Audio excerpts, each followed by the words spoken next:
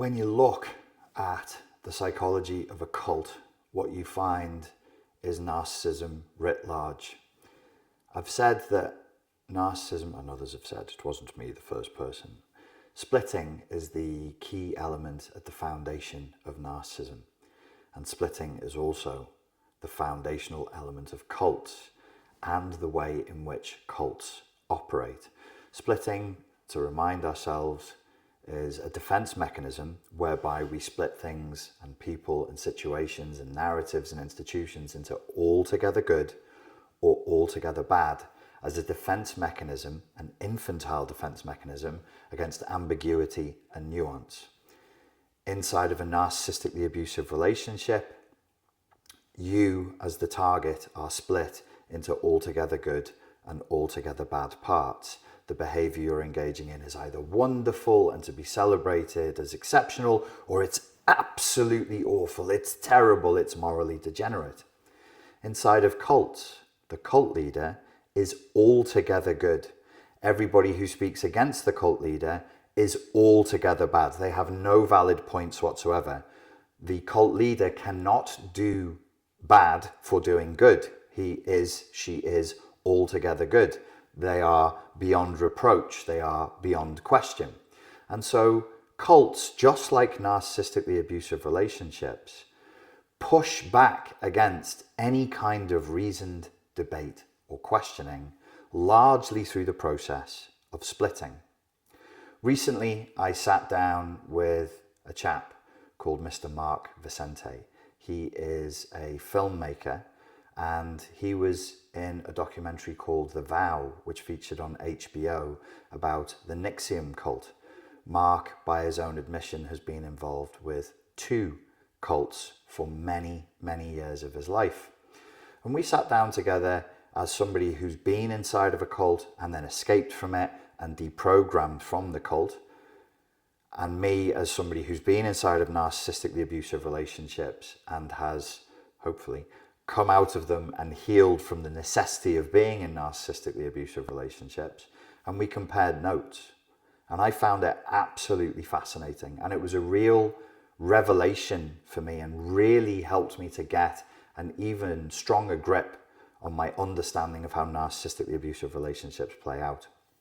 You've heard me say in different places that the way the narcissist functions is almost like a reaction-seeking machine, a reaction-seeking piece of artificial intelligence that exists like a cloud of nanobots that can appear as whatever it needs to appear as in order to elicit the right response from the target. The cult works in exactly the same way, except it's the cult followers themselves who are showing up as that cloud of nanobots. So the cult is intrinsically, I've only just found this out, a narcissistic relationship. You could say it's writ large, which it is. It's writ larger. It has there's the narcissistic relationship is the micro and the cult is the macro, but also writ plural. The true followers of a cult end up becoming manifestations of the cult leader.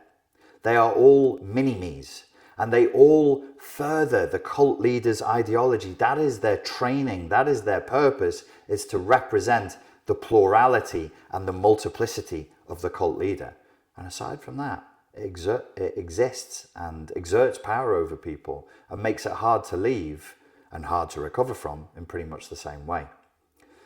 Myself and Mark, we sat down and we went through step by step his experience of being inside of a cult and compared it to the narcissistically abusive relationship in a romantic context and in a familial context. And it overlays and matches almost perfectly, not quite perfectly. There are significant differences between cults and narcissistic abusive relationships, but almost perfectly.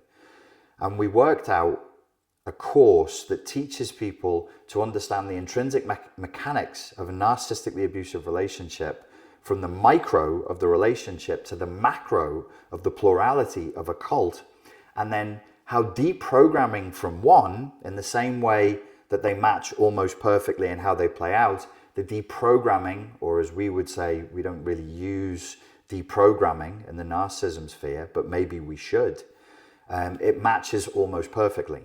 So the process of recovery from a cult deprogramming is what cult psychologists would call it, is almost exactly the same, or at least the key coordinates in their principle are almost exactly the same for what we would call recovery and or healing from a narcissistically abusive relationship. Mark is a filmmaker. We shot the course together. I believe it's 7 hours long. I'm really happy with it. It was great working with Mark. I learned a hell of a lot doing the course. If that sounds like something that you would be interested in, we are releasing that on March the 5th.